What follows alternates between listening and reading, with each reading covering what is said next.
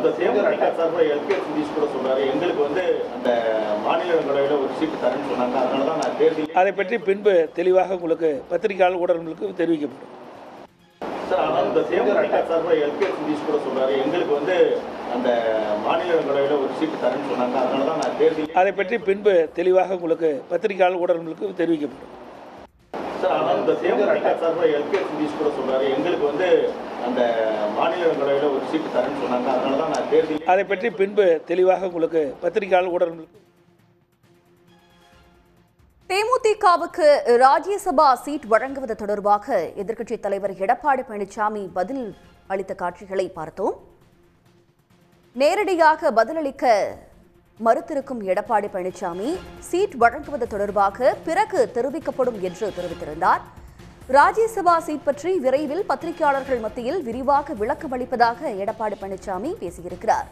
தேமுதிகவுக்கு Rajya Sabha seat தருவதாக அதிமுக எந்த உறுதியும் அளிக்கவில்லை என்று ஏற்கனவே எடப்பாடி பழனிசாமி பேசியிருந்தார் என்பதும் குறிப்பிடத்தக்கது. இந்நிலையில் சீட் தருவதாக அதிமுக உறுதியளித்தது தொடர்பாக ராஜ்யசபா சீட் தொடர்பான கேள்விக்கு நேரடியாக பதிலளிக்க எடப்பாடி பழனிசாமி மறுப்பு தெரிவித்திருக்கிறார்.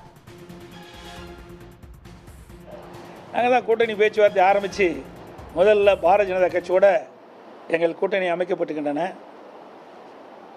இன்னும் 9 மாத காலம் தேர்தலுக்கு நாட்கள் இருக்கின்றன.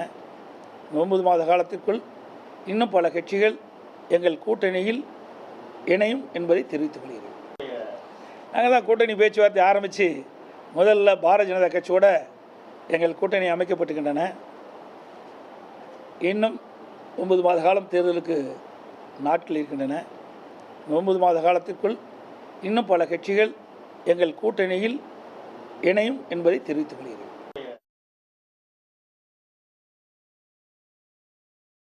அந்த தேமுதிக சார்பாக எல்கேஎஸ் நிதிஷ் கூட சொல்றாரு, எங்களுக்கு வந்து அந்த மாநிலங்களவையில் ஒரு சீட்டு தரேன்னு சொன்னாங்க, அதனால தான் நான் தேர்தல். அதை பற்றி பின்பு தெளிவாக உங்களுக்கு பத்திரிகையாளர் ஊடகங்களுக்கு தெரிவிக்கப்படும்.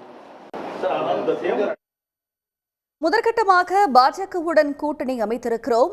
தேமுதிகவுக்கு ராஜ்யசபா சீட் வழங்குவது தொடர்பாக பிறகு தெரிவிக்கப்படும் என்று எதிர்க்கட்சித் தலைவர் எடப்பாடி பழனிசாமி பதிலளித்திருக்கிறார்.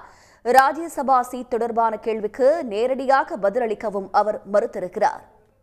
உடனுக்குடன் செய்திகளை தெரிந்து கொள்ள சன் நியூஸ் பெல் ஐகானை கிளிக் பண்ணுங்க.